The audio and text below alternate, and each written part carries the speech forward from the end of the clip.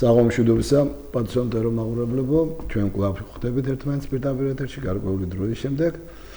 გადაცემაში საუბარი მოძღვართან. დღეს ჩვენი გადაცემის სტუმარი ბრძანდება ქუთათელ-გაენათელი მიტროპოლიტი ივანე. დაგლოცოთ თქვენი მომხმება.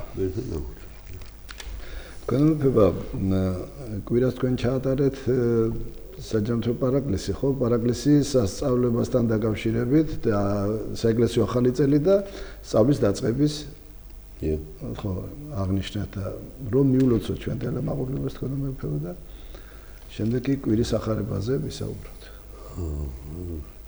იგი ახსენეთ რომ საეკლესიო ახალი წელი და რასთან დაკავშირებული ხო ჩვენ ვიცით კიდე ახალი წელი იანვარში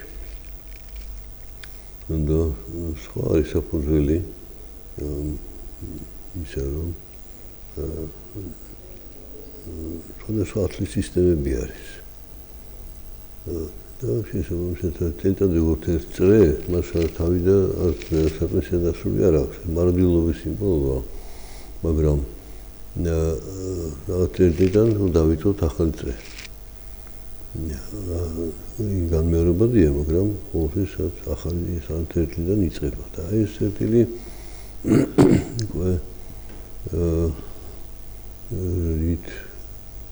ის მიხედვით არის შერჩეული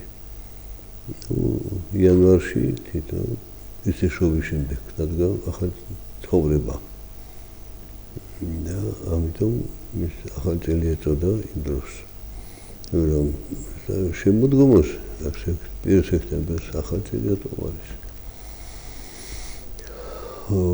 აქაც რამდენიმე შეფასება ან წარმოდგენა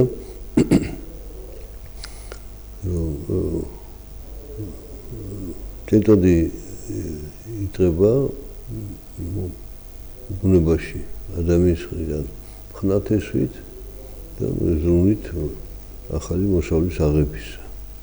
როდესაც უკვე გავა წელი და მოსავალს აიღებს ადამიანი უკვე დასრულდა ის იგი ნახეთ ნაყოფი ამ წელიწადისა და იწყება ახალი ხნათესვა. მაგრამ სამეურნეო ნიშნით არ არის ეკლესიაში არჩეული ეს თარიღი. სამეურნეო ხოლმე ესეთი მაჩვენებელია ახალი წელია. ნაყოფების ჟამია, მაგრამ რომ ნაყოფების. ეკლესიის ეს არის სული ნაყოფი, რომელიც ადამიანს გამოიღოს წლის განმავლობაში. ყოველი ახალი წელი არის ახალი შესაძლებლობების დასაწყისი, ახალი გადაწყვეტილებების, ახალი საქმიანობის, მაგრამ თავარი არის ეს არის წელიწადი უფლის განცხადებისა რომ ის სიტყვა ასე მეტყვის რომ თითქვა ადრე ეს ასე სიტყვა აღსრულდა და უფალი მოვიდა ქვეყანაზე. აი ეს სხვა ხალხია. ის ქრისტიანობასთან დაკავშირებული და აქ უკვე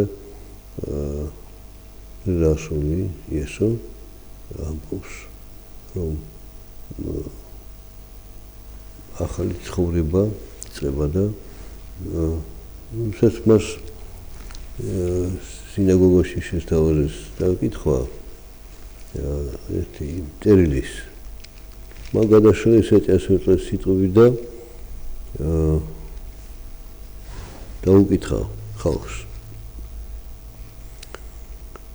და თქვა სული უფლისა ჩემზე და რომელსაც გამომცხომე რათა ვახარო გლახაკებს გადან მომავლენა მე რომ განკურნო გული შემოსულნი უქადაგო ტყეებს განთავისუფლება დაბრმეს თვალებს ახილვა და შეურველებს მიტევა თოდათა და განტევება გაშვება იქადაგო წელიწადი უფლისგან შეწარებული აი წელიწადი უფლისგან შეწარებული იქადაგო იგი უფლის განცხადება ქვეყანაზე სვეტამოსილზე მოგვიტანა ახალი ცნება უფალი უბნება მოწაფეებსელობაზე ახალწევას მოგცემ ბრავალი ახალია.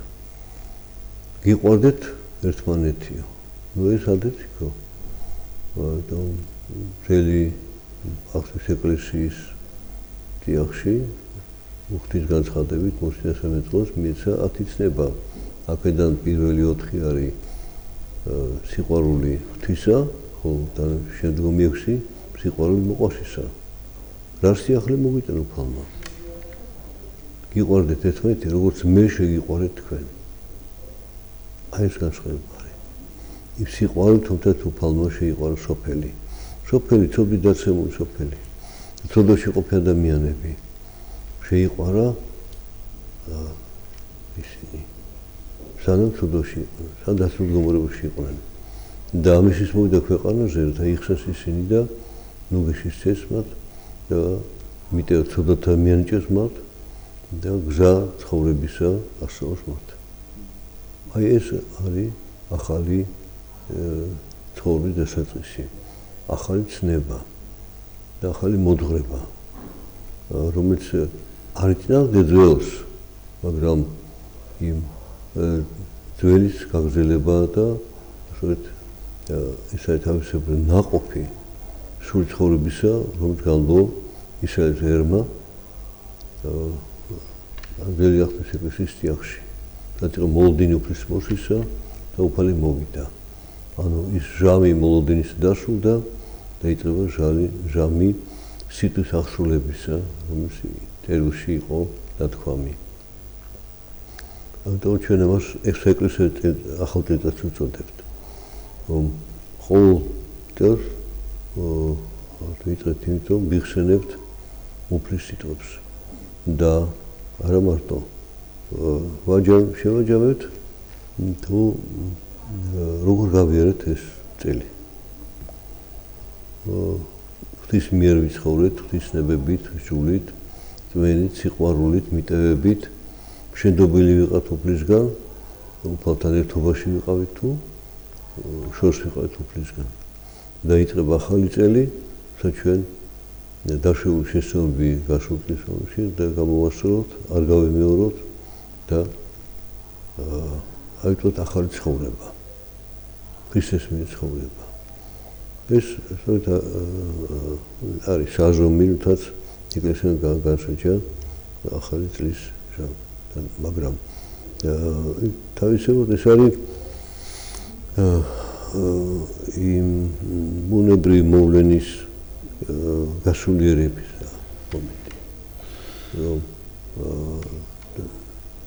გასული წლის ნაყოფის ჟამი დადგა და დადგა ჟამი ახალი ღვთისმოსის და ახალი ნაყოფის მიღების. მაგრამ ეს ღვთისმოსვა არა მხოლოდ მიწიერი, არამედ სულიერი, რომ ჩვენი გონების და გულის ღვთისმოსის, ღვთის სიტყვის დათესვამაში და მომზადება ჩვენში გულის და გონების სინანულით იქნება, წყალობით იქნება, მოწყალებით იქნება, მადლიერებით იქნება, რათა ნაყოფი იყოს ღვთის სიტყვა ჩვენს გულში და ჩვენს გონებაში. აი ეს არის ახალი წელის ეკლესია. სკოლის მოსწავლებსაც მივიდეს, მაგრამ სასწავლეთ იწყება. ესეც არის ერთი წელი ისწავლა და რა რით დამთავრდა კეტათი. აქ საშემოდგომო დავიანება და ჩააბარა ეს დავალება. თუ ვალების გარეშე მოვიდა და ეხლა იწყება ახალი წელი. რაც არ უსწავლია, ეხლა უნდა ისწავლოს. რაც არ იცოდა, ეხლა უნდა შეიმეცნოს. რაც შეიშალა, გამოსწოროს. და ანუ ეს ახალი შესაძლებლობა ახალ ცხოვრების დაწყების.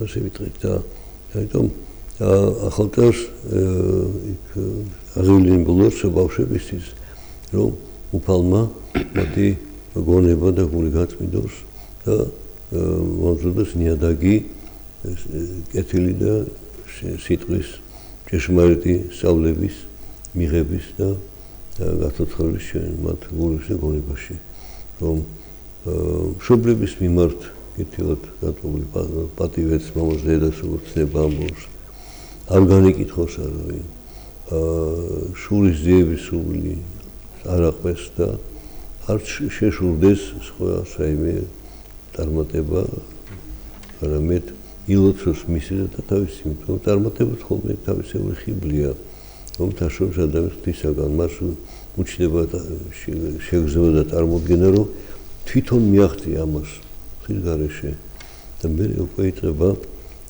ცდომილი გზიცლა თვითდაჯერებულობა ამბატონება ხიბლი განკითხვა სხვებისა მე შეშურდება რომ სხვა მასზე უკეთესია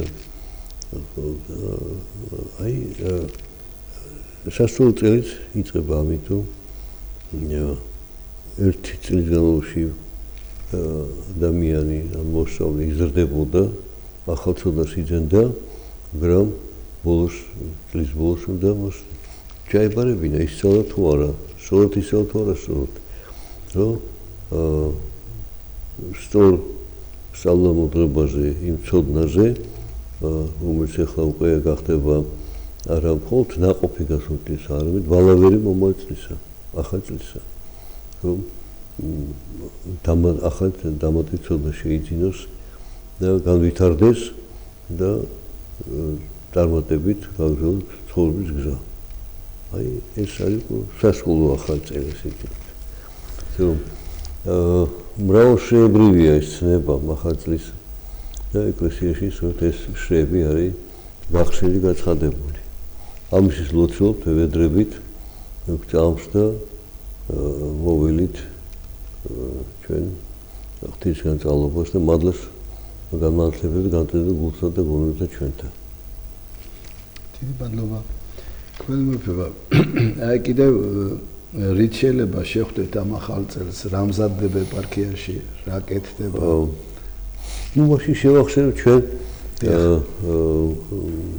მაყურებელს ჩვენს რომ ეს წელი გამოცხადებულია სამი სერბული თარიღის ანუ ჩვენი შევიტყოდით ერის და ქვეყნის ისტორიის უზარმნიშნავანი მომენტები. ერთი არის როდესაც დინანიოს ქადაგებით ხდება მოქცევა მეფე მირიანის დედოფლდანოს და ქართველთა მოქცევა ხდება, გაქრისტიანება იწყება.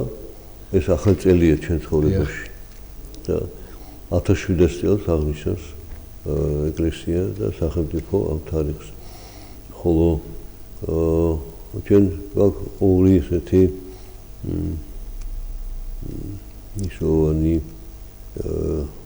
მოვლენა რომ შესაძლებელია დაცულ დუმორში ქვეყნის აღორძინება და როგორ ხდება რა გზით რა ეტაპები უნდა გაიაროს და დღეს წელს ასე ხდება წმინდა დიდი მეფის დავით აღმაშენებლის გარდაცვალებიდან 900 წლის თავის აღნიშვნა.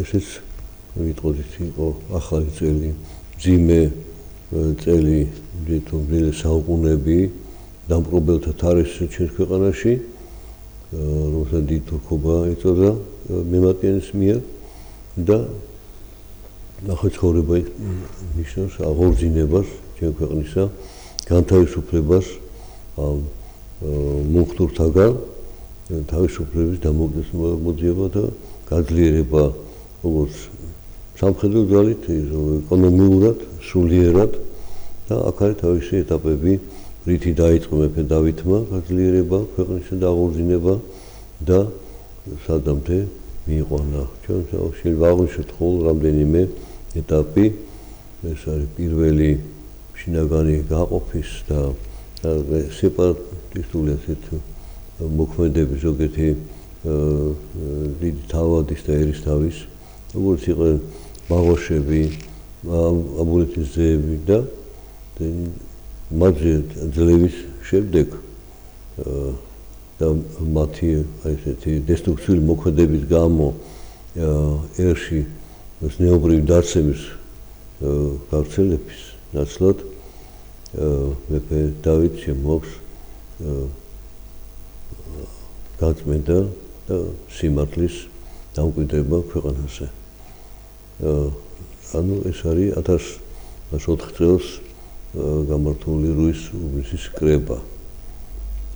სადაც უკვე ბაღვაშებზე და ბუდეზე გამარჯვების შემდეგ მეფემ შეძლო გაერთიანება გამთლიანება ერის და ბერის ახალი თანამდებობა შემოიღო წინო ვართუხოცი ჭყონდიდელის ეპისკოპოსი და თავის სულიერ მოძღვარი დაადგინა რომ ის ყოფილიყო გამაერთიანებელი ერსა და ბერს შორის და შუამავალი მათ შორის ეს იდეა ერის და ბერის ერთობისა საფუძვლად უდევს მეფე დავითის მოღვაწეობას ასევე ვიტყოდ ის მიერ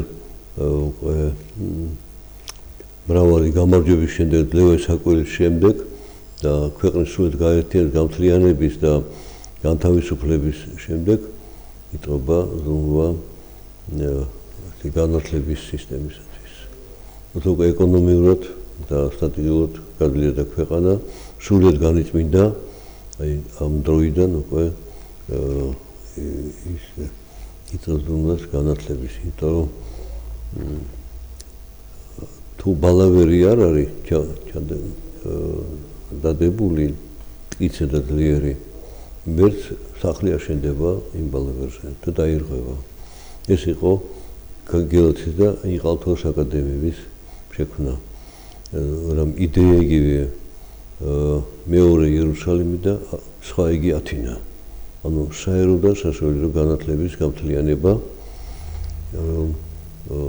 აუცილებელი არის საერო განათლება, ცოდნა, ბუნების მეტყველება იქნება თუ სხვა დარგები საერო, მაგრამ საფუძველი მათი არის ისევ სასულიერო ხედვა, სულიერი ხედვა დანახვა და შემეცნება ღვთის სივნისა, ჭეშმარიტებისა და ღვთის მოტოდებით, ტრალობის და შეწყალების გზით სვლა. რომ ეს პრინციპი წმინდა წერილის ტრალობა და სამართალი. სადაც მეფე დავითი ამ სამართალზე გაქებდა შენ უფალო, აი სწორედ ეს ერთობა თითქოს ანტინომიების შერწყმა. ტრალობა თუ არის, მაშინ სამართალი უნდა შეერბილო. თუ სამართალია, მაშინ ისიც უნდა შეერბილო, რომ ტრალობაც იყოს. ან ტრალობა და სამართალი ერთმანეთს ავსებენ. როცა მათ შორის არის ერთობა. სამართლიანი ტრალობა და ტრალობის გარეშე სამართალი სისართლეებიდან მივიდეს და სტარგზეს დაადგეს. აი ეს პრინციპები სწორედ შემოიტანა მეფე დავითმა და ეს ეტაპობრივობა როგორ ნელა ზრდიდა ქვეყანას. ჩანს მის მოღვაწეობაში. რუსულისკების შემდეგ უკვე საეკლესიო ცხოვრების მოწესრიგების, საეკლესიო კანონების შესაბამისად იწყება ზრუნვა მთლიანად ერისთვის სამართლიანობის დამტკიცების და სამართლის. ამიტომ ქმნის საჯო კარს ესეთი. ყოველ ორშაბათს იკრიბებოდნენ შულიცოდნენი და სამართალმცოდნენი და სჯიდნენ ყველა მომჩივანი ვინც მოვიდოდა რაღაცას და არჩევდნენ საჯაროს რომ სამართლით განისაჯა და აი ამ ასე საქმიანო სათავეში სწორედ დადგენილი იქნა წინო ვართუხოცესი ჭყონდიდელი ეპისკოპოსი. რამე რომ ჩაგეკითხოთ ამ დღეებთან დაკავშირებით რა ღონისძიებები იგეგმება? ესე იგი მთელ ჩვენს ქვეყანაში საქართველოში არის მოწოდება რომ ყველა მხარე, ყველა კუთხე, ყველა ეპარქიამ ქალაქ სოფელს აღნიშნოს ეს საერთო ეს თარიღები. შესაბამისად ახეთშიც უფრო მეტად ქეთონდედოფას აქ იმერესა და ქალაქში უფრო დავით აღმაშენებას და მთლიან საქართველოს წმინდანებს შემოსვა საქართველოში, მაგრამ აი ამ თეატრში თუ ამ ჩარჩოს ფარგლებში ყველგან შეიძლება, მაგრამ ჩვენ ეპარქიაში შესაბამისად თუ ჩვენი ეპარქია მხრივ განსაკუთრებულია ბაგრატის ტაძარზე დავითი იკურთხა მეფეთ და მისი მეფობა დაიწყო აქედან და შემდეგ ამ მეფობის ძალით ძლევე საკვირველი აღშულდა. გამთლიანდა საქართველო, განთავისუფლდა და შემდეგ უკვე როგორც ვთქვით, განათლების სისტემა იქნა და სწორედ გელათის აკადემია აქ დაარსდა. ქუთაისი და იმერეთი არის ანი და ჰოე ვიტყოდით მეფე დავითის მოღვაწეობისა. ხო, მეფობის ძალით და ღვთის მადლით გაერთიანება, გამთლიანება, გაწმენდა და აღორძინება ქვეყნისა და მე გვირგვინი მისი სულიერი განათლებისა და მეცნიერების აღორძინებისა. განათლება და მეცნიერება საწინდარია სამომავლო განვითარების ქვეყნისა. პერსპექტივა მისი განვითარებისა. განათლების გარეშე და მეცნიერების გარეშე ეს პერსპექტივა შეუძლებელი იქნება. აი ეს ვიტყოდით ანი და ჰოე მეფე დავითის მოღვაწეობის არის და სწორედ ვიტყოდით ეს წერტილი დასასრულის აქ დაიდგა. და ბოლოს გელათის მონასტერი, სამეფო მონასტერი აშენდა, როგორც მეფე დავითმა ანდრეი თქვა, საძვალეთო შვილთა და საომალთა ჩემთაო. სამეფო და სადაც თვითონაც ინება გასვენება. მსვლელობები და მსვლელობები, ანუ კვირა დღეს ღვთისმშობლის შობის დღესასწაულზე საზეიმო წირვა აღსრულდება საკათო ტაძარში, ბაგრატის ტაძარში, საიდანაც დაიწყო დავითის მეფობა და წირვის შემდეგ დაიწყო მსვლელობა ფეხით მოედნამდე, სადაც სობორო იყო და ეხლა დავით აღმაშენებლის და ბაგრატ მესამის ტაძარი არის აშენებული მეუფე კალისატეს კურთხევით. ანუ იწყება ბაგრატით და მოდის დავით აღმაშენებლამდე, ეს არის თავის ისტორიული მსვლელობა, ფეხით მსვლელობა იქნება, შემდეგ გადაადგილდებით გელათში სხვადასხვა სატარსო საშუალებებით და გელათში მეფე დავითის საფლავზე შესრულდება პარაკლისი სავედრებელი ღვთისა და მეფე დავითის მიმართ. რათა მშვიდობა იყოს ჩვენგანზე, ერთობა და წარმატება. შემდეგ ვიტყვით რომ მანამდე სამეცნიერო კონფერენცია იქნება უნივერსიტეტში, აგრეთვე უნივერსიტეტში. წინა დღით კი, შაბათს იქნება. დილის 10 საათზე დაიწყო, რამდენი მოხსენება იქნება, პროფესორები როგორც უნივერსიტეტის, ასევე ჩვენი სასულიერო აკადემიის სემინარიის და თემატიკა დაკავშირებული იქნება მეფე დავითთან, რუსულ კრებასთან და საერთოდ ქვეყნის სულიერ წარმატებას შეეხება. შემდეგ გადავინახეთ ჩვენ ეროვნულ მუზეუმში, სადაც არის მრავალი სიწმინდე დაცული და მათ შორის გელათური ხელნაწერების გამოფენა მოხდება, რომელსაც ყოველდღიურად საერთოდ ექსპოზიციაში არ არის და ეს იშვიათი შემთხვევა იქნება, რომ ნახოთ ჩვენი ისტორიული გზა და იმ განათლების სისტემის ნაყოფი, რომელიც მეფის კურთხევით შესრულდა. და იქაც იქნება მოკლე მეტრაჟიანი პატარა ფილმი, რომელიც ასახავს დავით მეფის მოღვაწეობას, იქნება ჩვენება ადგილების, სადაც მოღვაწეობდა მეფე დავითი, მისი ანდერდის შობლების მონასტრის მიმართ გაჟღერდება ეს ხელნაწერი და ადგილი და ამ პარაკლისის შემდეგ იქნება საგანმანათლებლო ღონისძიება და ამით ალბათ დავასრულებთ, მაგრამ აღნიშნა ამ თარიღების გაგრძელდება კეთილ დამებულის ხსენების დღეს კახეთში, ალეურის ტაძარში საზეიმო წირვა იქნება და მღვდელმთავრები სხვადასხვა ეპარქიებიდან მოწვეული არიან, როგორც ქუთაისში, ასევე ალეურში და ამას წინათ იყო დიდგორის ველზე 12 აგვისტოს აღნიშნა დიდგორის ამ გამარჯვების ძლევე საკვირველის და ესე უთუდა თვით მეფემ, იმიტომ რომ გაუცებული იყო, როგორ ზეცაროგორ ეხმარებოდა ამ ბრძოლაში ქართველ ერს, მაგრამ ქართველ ერს, რომელიც დაადგა გზას ზნეობრივი სულიერ გაწმენდისა სიმართლის და ჭეშმარიტების გზას დაადგა და მოიშორა ის გადაცდენები ზნეობრივი თუ სულიერი რაც ხდებოდა სამწუხაროდ თვითნებობის გამო ზოგიერთა ერისთავართა დალადობით და თვითნებობით ხო აი ასე ვიტყოდით ეს მოკლე პროგრამა ფიქრობთ რომ 8 თებერვალს ეკლესია აღნიშნავს მეფე დავითის ხსენებას იმ დროისათვის ვინ კიდევ ერთხელ გამართავთ სამსე კონფერენცია და სხვადასხვა ღონისძიებები რომ ეს სული სიცოცხლისა, სული ერთობისა, სული წყალობისა, სიყვარულისა და სიწმინდისა გადლიერდეს ჩვენ შორის. ეს არის საწინდარი ჩვენი წინსვლის და ჩვენი გადარჩენის. ხანმოკლე ერთი შეკითხვა აქვს ასეთი ეკლესიის ინიციატივით ხდება თუ თავრობის ცხადია ინიციატივა ეკლესიისგან მოდის მაგრამ აი ეს არის სასიხარულო ამ ინიციატივას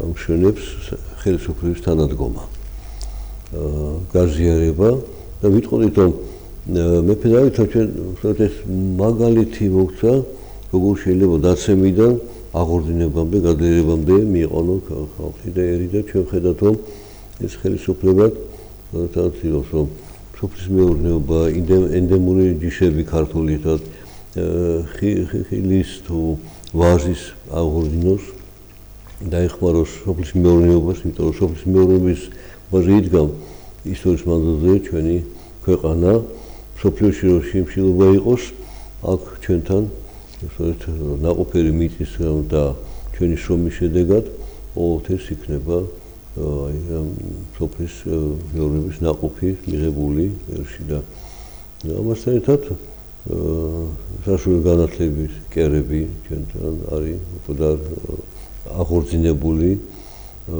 ვიტყვით სხვა მიმართულებითაც უკვე ვიტყვით მეფე დავითმა ჯარის რეფორმა ჩაატარა ესე ვიტყვით ჯერ შექმნა ერთგულთა რაზმი ის გარშემო ერთ მონასპა ეტოდა მას სპა რაზმი ჯარს გულისხმობს და მონა ანუ ერთგული მეფის ერთგულნი ესეთი რაზმი და ეს იყო პირველი გამარჯვებები თავნებობაზე და ამათი დახმარებით გახდა შესაძლებელი ანუ და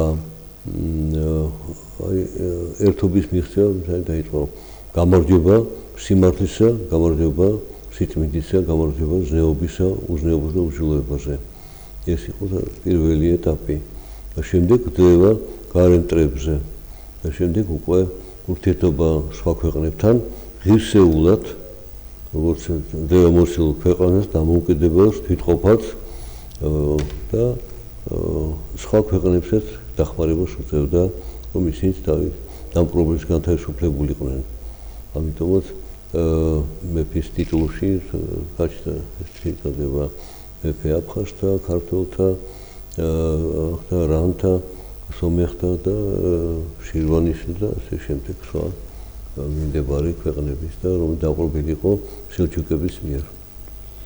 მეფე კიდე ამ დღესასწაულს მინდა დავუბრუნდე და ალბათ ვინც გვისმენს მაყურებელს დაინტერესა ავტობუსები საიდან გავლენ? აი მოედანზე, ფიქრობ მოედანზე ფეხით მოვვალთ ჩვენ. ზემოდან ჩამოვალთ. ზემოდან კი ბაგრატიდან სლელობა ფეხით მოედანზე და მოედანზე მე უკვე მე ვთქვი რომ შესაძლებელი რა პასპორტები იქნება, ტრანსპორტი უკაცრავად ტრანსპორტი იქნება, საშუალებები ავტობუსები, ну ჩვენ მიმართეთ ხო შესაძლოა ავტოპარკს რომ იმ ავტობუსები თქოს, ну ვისაც პირადი მანქანით ამოვა ну ვისაც სულ ფეხით ესე მისი უფლება. ეგეც 8 წლიადია, რომ ფეხით ავიდეს. თქვენ ახლა რეკლამის დრო და შემდეგ გავაგრძელოთ ჩვენი საუბარი.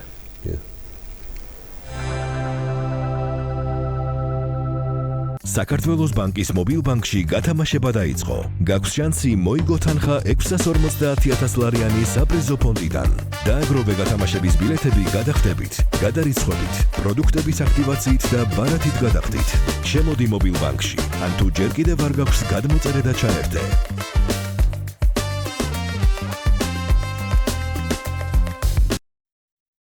გაიგე, რომელ საარჩევნო უბანზე უნდა მისცე ხმა 4 ოქტომბერს. ამისათვის საჭიროა გადაამოწმო მონაცემები მობილურ აპლიკაციაში Walters Georgia Cesco ან ვებგვერდზე cesco.g. ასევე შეგიძლია გამოიყენოს სწრაფი გადახდის აპარატი. დროულად გადაამოწმე მონაცემები და რუკის საშუალებით ასევე ნახე სად არის შენი საარჩევნო უბანი. გაითვალისწინე ამომრჩეველთა სიაში ცვლილებების მოთხოვნა შესაძლებელია 16 სექტემბრის ჩათვლით. Cesco არჩევნები საერთო საქმეა.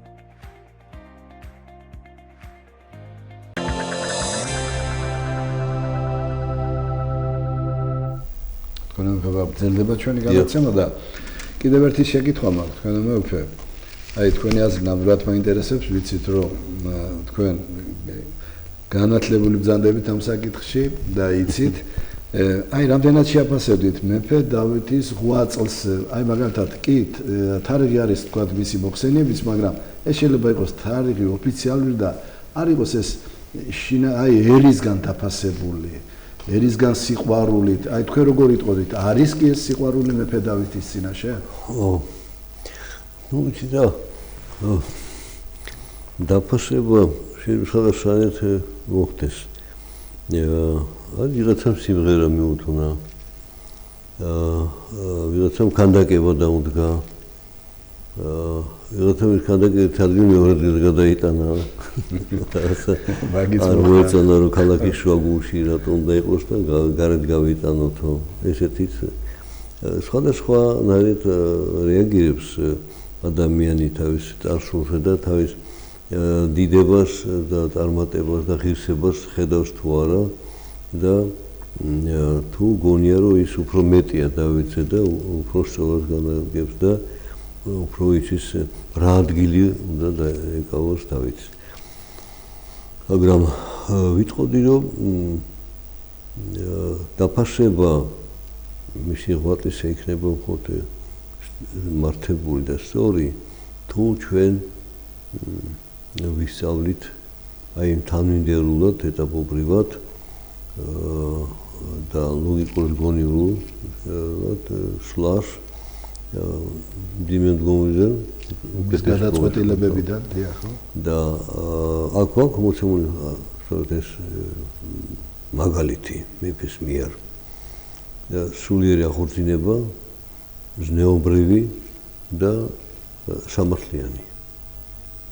ერთად სამართლიანია ხელისუფლება და ზნეობრივი მოწოდება და ძრუба ზნეობრივი ცხოვრების დაცვის და აღორძინების და შემდეგ ცხადია ეროვნული ძალების გაძლიერება უნდა მოხდეს და ერთგული ადამიანის მიერ მოხდეს ურჩევის თავნება და რომელიც უფრო დესტრუქციულ საქმეს ეწევა ვიდრე ერისთლიანობას მათი თარეშის შინაგანი დამარღვეველი ერისთლიანობის თარეშის წინააღმდეგ გამოდის და შეიძლება გარკვეულად მკაცრი ზომებიც მიიღოს მაგრამ ვიღაცამ რეპრესიულ დროს ვიღაცამ კი ბრძოლა სიმართლის და სიკეთისათვის არის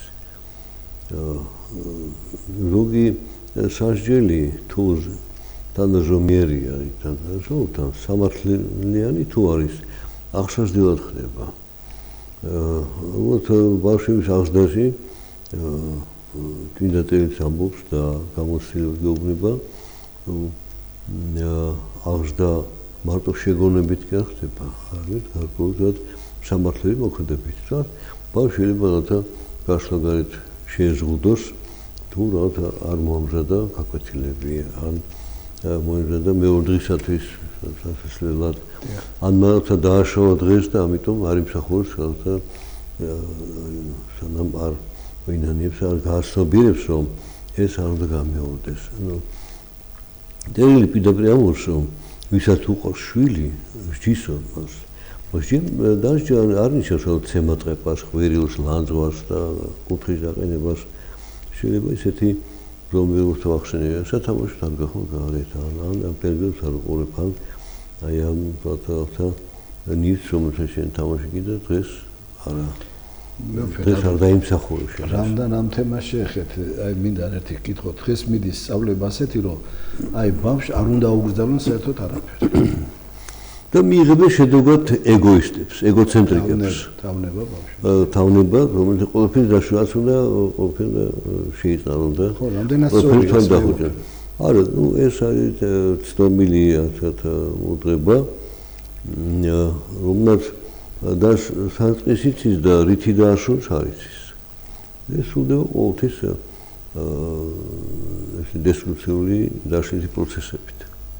თუმცა ყველას გონია რაც როგორც მას მიაჩნია, ის არის სწორი და ასე ირღვევა მთლიანობა ქვეყნის და ერის ცნობიერების ყოველთვის იქნება კამათი, დავა, დაპირისპირება და არ იქნება წინსვლა.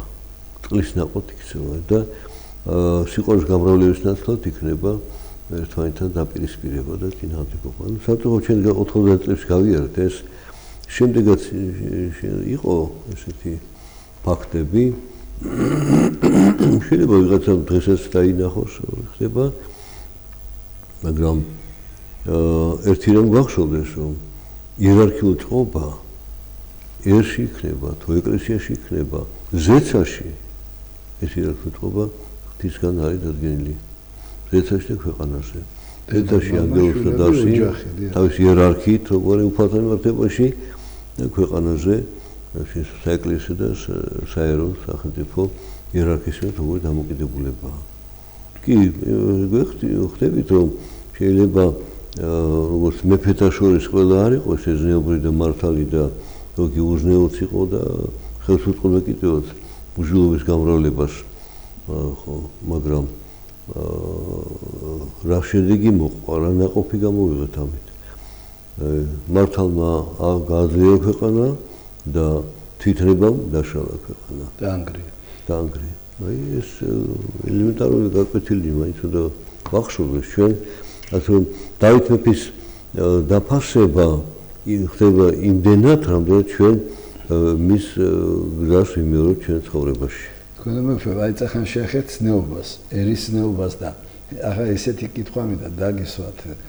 მე არ ვიცი ახლა თქვენ რამდენად ესწრებით და უყურებთ ამას, მომრავლდა ის ფაქტები, რომ აი ჯვრის წერაზე მეფე. რატომღაც არ ვიცი უშვებენ ამას. დედოფლები თითქმის აი რო არ ეკადრება ესეთი კაბებიდან მიჩედიან ჯვრის დასაწერად და ამ დროს მგდელმა სასულიეროებმა რა უნდა იმოქმედოს? მოუწოდოს რომ ან კაბა შეიცვალოს ან რაღაცა არ მგონი არ მან შეცვალოს ეს, მაგრამ ფაქტობრივად რო არ უნდა შედიოდეს ტაძარში, ღვთისწინაში ისე შედიან. მათ ერთი არის ეს ეკლესიაში შორსგანა და ეს პრინციპები ერთი, მეორე არის გარკვეული მოდის სტანდარტები, რომ ყოველდღიურად იცვლება და ვინ მართავს ამ მოდებს და სტანდარტებს და რა მექანიზმი ჩადებული. ეგ მეორე საკითხი, რომ მეოცე საუკუნის დასაწყისში ჯერ კიდე თქვათ მანდილოს კაბა კოჭებამდე ქონდა და უფრო მეტიც და პირველ მსოფლიო ომის შემდეგ უკვე ეს ზომა შეიცვალა თქვათ მუხლებამდე. მე მუხლებზე და ეხლა აი შორტ და ხეთ მოკლე შარვალს ხო მაგრამ ის იმდენად მოკლე რომ მინიშნოს შემდგარ და მაშინ დაუყურელია თავის აზომით იქ საცოლს გავს და რა არის ეს სპორტ მოედანზე ხარ ახარ არც პლაჟზე არ ხარ ქალაქში ხარ და რა ხდება დემონსტრირება სხეულის და ეს მიზანი გახდა თუ მომზიდე თუ პირიქით მომაბეზრებელი გახდა აი რა დევს საფუძვლად იმ მოდების ಅಥವಾ მძანებლების ცნობიერებაში რა უნდათ საფუძვლად რა მიზანს ემსახურება ეს ხომ მოდები ევროპაში ჩნდება სადაც შუა საუკუნეებში სადაც მე-14-მე-15 საუკუნიდან უკვე მაგრამ ის დიდგვაროვათა საზოგადოებაში ხდებოდა. მათ ქონდათ საშუალება, რომ სხვადასხვა სამოსი ქონდათ და ესე იგი რიგით ხალხი, არა. მეც ვეტყვით, რომ იყო სამოსელი, რომელსაც თქო სოციალური სახე და დანიშნული ჰქონდა.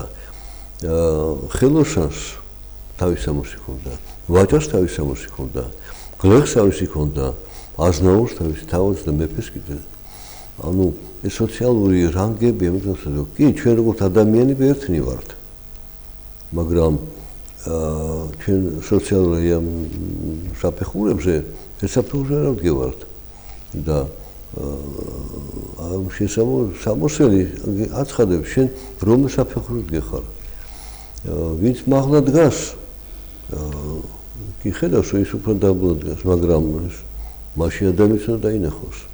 ადამიანის ღირსება არ უნდა შენახოს. აი ამას აქვს მნიშვნელობა რომ გაცნობიერებული იყო ეს სტრუქტურიზაცია სამოსლისა და პირველად ეს მოდები შემოდის თოდაც აი როგორც შუა საუკუნეში მე-14-მე-15 საუკუნეში დიდგვაროვანთა ოჯახი ხადია ლეხს ამის საშუალება არ ქონდა და დღეს უკვე სოფლიო იმართება რათა უხილავი ხელით აი ესე ვთქვით ну დასავლეთში გახდება დისტეიტი ფარული და სიამისეული ხელისუფლება და აი რა მიზნები აქვს და რატო წაიყვანა აი ამ სხეულის გაშიშლების გზით კი არის ადგილი სადაც შიშლება ადამიანი მაგრამ ვის იმ გარემოსთან შესაბამისობაშია და აქ ნიშნავს უკვე ფუნქცია დაკარგული აქვს სამოსელს ის არაფერს აღნიშნული არის არც მის სოციალური სტატუსის არც მისი განათლების არც მისი ღირსების არაფერს რომ ღირსება და მის სულს დაგონებაშია და არა სამოსელში მაგრამ ღირსება გამოიხატება იმ სამოსელს როგორ უყურებს ეს თუთი ყუშვით იმეორს არც იმ მოდების მბრძანებლება შემოიღეს თუ მას აქ შეიძლება რომ არა ეს საჭირო ხო და პირველ სამოსელი ვინ გაიკეთა ხო ცოდი დაცემულმა ადამიანმა ხო რათა სისხლით მიაჩნდა სიშიშლე რაშიც ეს განშიშლებოდ ხდება რა ჩვენ უკვე სულ ისე განვიწმინდეთ რომ ვეღარ ხდება მაგრამ ვიფიქრე უბრალოდ ამქვი მაგრამ ჩვენ ხედავთ რომ ვრცელდება ის ურთიერთობები რომელიც ძველი ახთმის წიგნებშიც დაგმობილია როგორც ისაძაგლე ახალი ახთმის წიგნებში როგორც გარყვნილება და როგორც ურწმუნოების კერთაყმისმცემლური დამოკიდებულების საზოგადოების მიმართ ხო ასე რომ მეტი გონიერება გვართებს აქ დიახ აი ძველი სამოსელი ამ თლიანად სხეულს ახალი ანაწევრებს მას აი დანაწევრება ხდება თვითონ ადამიანში რომ იღება მასში ღირებულთა სისტემა და რას რატომ აკეთებს ვერაფასებს ამას ასეთ ეს პრობლემაა მე ვფიქრე ასეთ სიძელედოფას მე მგონი არანაირი მადლი არ გამოაქვს აზრიდან პირიქით